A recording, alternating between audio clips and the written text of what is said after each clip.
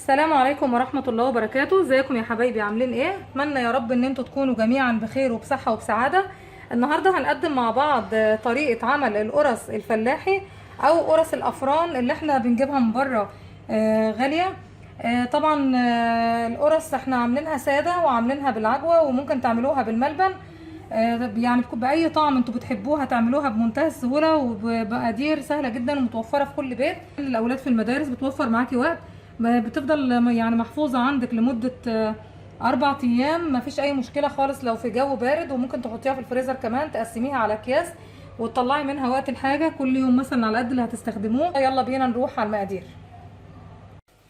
دلوقتي يا حبايبي المكونات زي ما انتم شايفين عبارة عن 2 كيلو من الدقيق المنخول، نخلة كويسة. حطينا عليه نص معلقة من الملح، نص معلقة صغيرة. معايا كمان الخميرة الفورية، 4 معالق كبار من الخميرة الفورية. معايا 4 معالق من السكر. معايا كوباية كبيرة من الزيت، أي زيت نباتي. تمام. معايا كمان 3 كوبايات من الحليب الدافي. طبعا البيكنج باودر مش بنستخدم في الوصفه بتاعتنا بيكنج باودر، بس انا هحط فيها علبه من الزبادي، وكمان معلقتين من الخل الابيض اللي هو ده. هحط معلقتين من الخل الابيض عشان طراوه العجينه يا حبايبي لازم نحط الزبادي. وهعمل شويه بالتمر. هحط على العجوه بتاعتنا، انا هحط عليها القرفه دي يعني بس عشان تعلي التست بتاعها شويه. لو مش عايزه تستخدميها مفيش اي مشكله.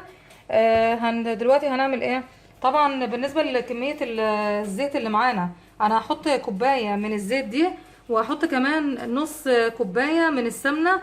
يفضل طبعا ان هي تكون سمنه بلدي عشان تعطي ريحه وطعم حلو للعجين. في معايا كمان ريحه الزبده، انا هحط منها معلقتين كبار برضو للعجين عشان يعطيها الريحه بتاعه الافران اللي احنا بنحبها دي. بالنسبه لمحسن الخبز انا مش بحط محسن خبز. لو حابه تستخدمي محسن الخبز يبقى بدل الاربع معالق من الخميره الفوريه هتستخدمي 3 معالق، وهتستخدمي كيس من محسن الخبز. تمام. دلوقتي احنا هنعمل ايه؟ هناخد الدقيق كده، هنعمل حفره في النص. دي طريقه التخمير بتاعتي عامه دايما، يعني بخمر كله مع بعض. تمام. زي ما انتوا شايفين اهو، هعمل حفرة في النص كده،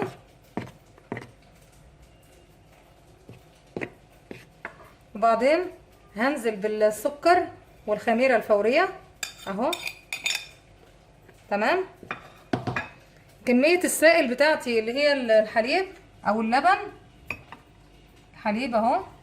حليب يا جماعة مش لبن، عشان في بعض البلاد بيقولوا على اللبن اللي هو الخاسر، اللي هو اللي بيكون زبادي او اللي هو اللي بيكون رايب. لا، انا اقصد حليب سايل اهو، حليب سايل. تمام. هاخد منه شويه، هو دول طبعا 3 كوبايات، دول 3 كوبايات. هحط بس حوالي كوبايه منهم للتخمير اهو. تمام. حطيت حوالي كوبايه كبيره، لسه فاضل معانا كوبايتين. هنقلبهم كويس كده عشان بس نخمر بيهم. تمام.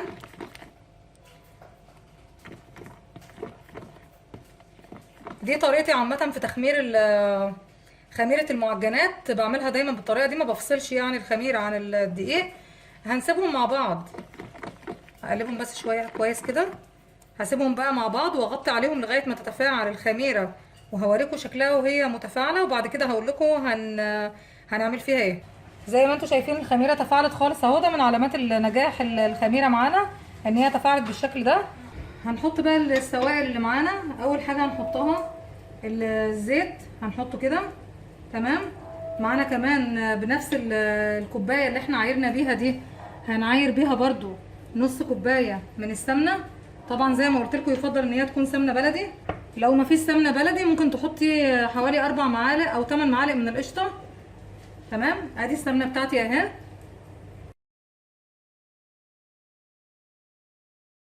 لسه بس هنحط كمان من الخل حوالي معلقتين كبار. الخل بيعطي المعجنات هشاشه حلوه جدا.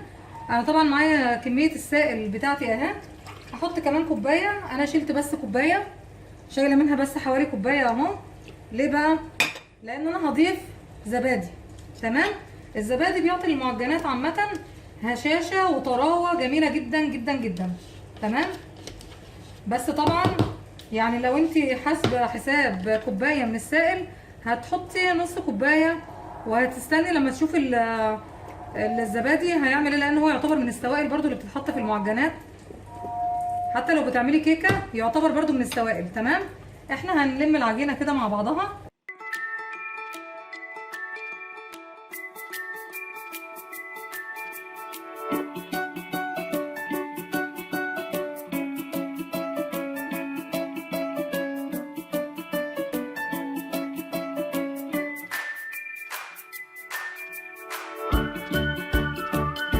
كده يا حبايبي انا خلاص عجنت العجينه كلها بالشكل ده اهو، بقت حلوه جدا اهي. طبعا هي خدت مني كيلو اللبن كامل. انا جبت بس رشه من السمنه اهو عشان ادهن بيها بس وش العجين كده عشان ما يتشققش معايا. تمام. هسيبه بقى كده لغايه ما يخمر، وبعد ما يخمر هاجيلكوا بقى عشان ايه نعمل القرص مع بعض. تمام. يعني هياخد معانا خمره حوالي ساعه بالظبط، وبعدين هرجع لكم. دلوقتي يا حبايبي زي ما انتم شايفين العجينه خمرت معانا خالص اهي، خدت معايا حوالي ساعه الا ربع. دلوقتي انا هعمل شويه منهم ساده عشان لو عايز حد ياكلهم مثلا بالجبنه او حد ياكلهم باي حاجه براحته. تمام. في بقى العجوه دي انا جايباها عشان اعمل بيها يعني من ضمن الحشوات اللي هعملها بيها. ممكن تعملي بالملبن، ممكن تعملي بالعجوه، براحتك خالص. عشان اعلي التست بتاعها شويه بس انا هاخد شويه من القرفه دي هحطها كده، يعني ما تكتريش عشان ما تبقاش التست بتاعها عالي قوي. هنحط حوالي نص معلقه صغيره. تمام. هنعجنهم مع بعض كويس.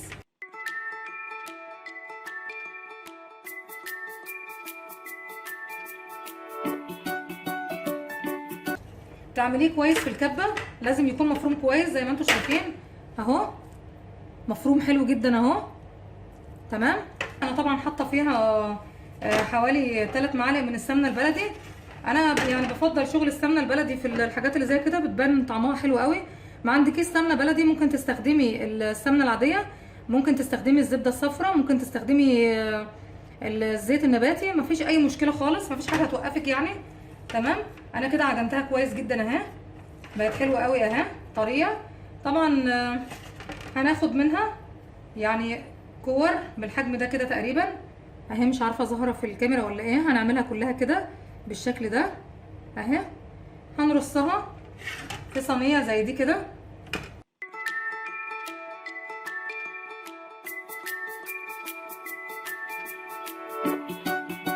انا طبعا هكمل العجوه بعد كده مع نفسي اللي هو التمر يعني. دلوقتي هناخد زي ما انتم شايفين هي خمرت خالص اهي، هناخد قطعه بالحجم ده تقريبا اهي. هاخد قطعه قطعه كده صغيره عشان انا عايزه القرصه بتاعتي تكون صغيره. هتلميها لجوه بالشكل ده كده.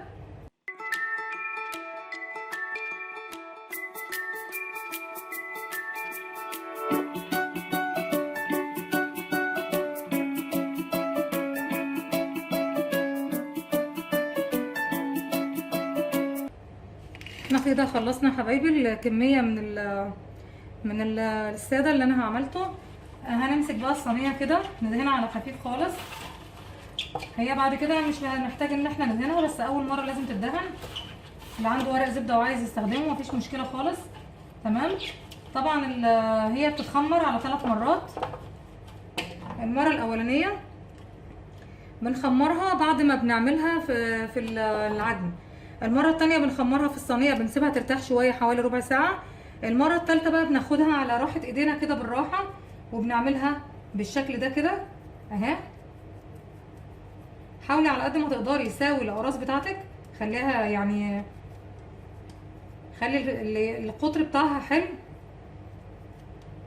عندك اكتر من طريقه زي ما قلت لك ان انت تفردي بيها العجين، ممكن تفرديه وتقطعيه، وممكن تعمليه زي ما انا قلت لك كده. تمام اهي. ما بيتفردش قوي، هو بيرجع يخمر تاني، بس برضو انت ما بتفرديهاش قوي لان لازم تكون ليها سمك معين كده. تمام.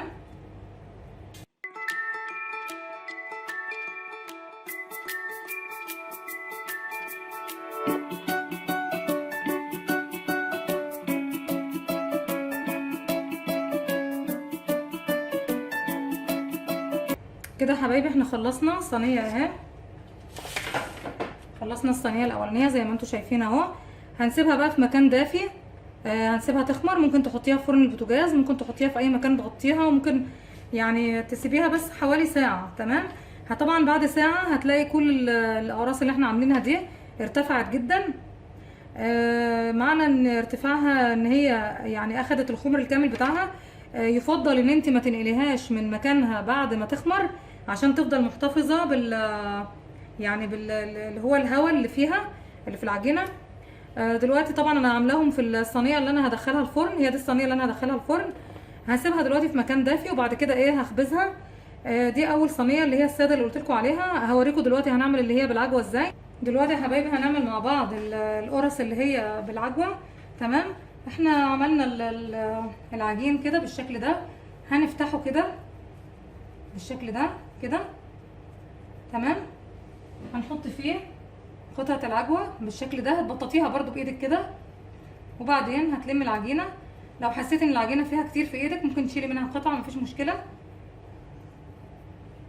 تمام. واهي هنبططها كده اهو برضو اهو. انا طبعا دهنه الصينيه، هنعملها كده.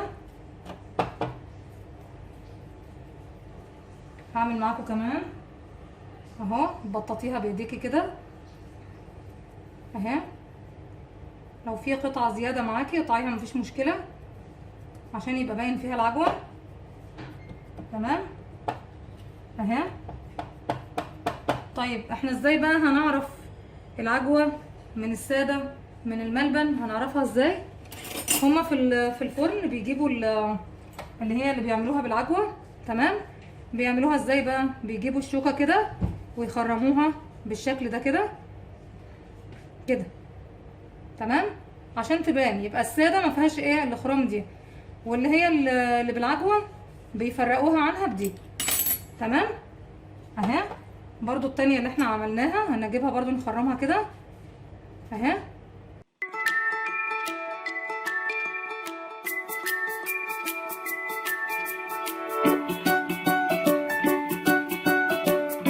احنا خلصنا الصينيه كلها اهي. هنعمل بقى دلوقتي زي ما قلت لكم، هنخرمها بالشكل ده كده. ما تنقلوش القرص بعد ما تعملوها، بلاش تنقلوها تاني من صينيه لصينيه عشان ما تفضيش الهواء اللي فيها.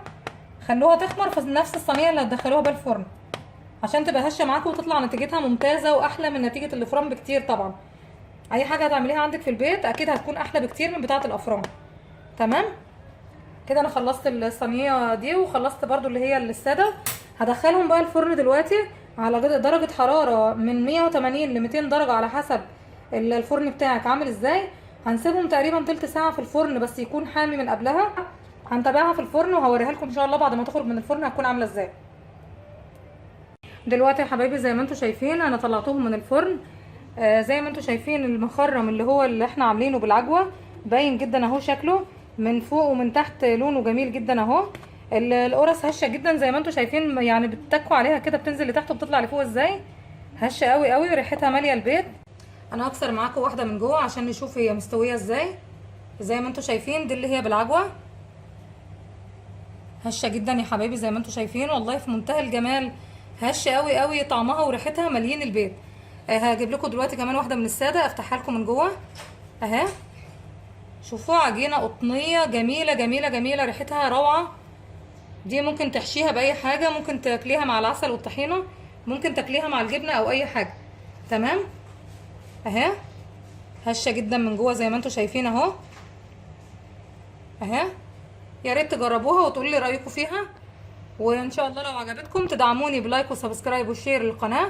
والسلام عليكم ورحمه الله وبركاته.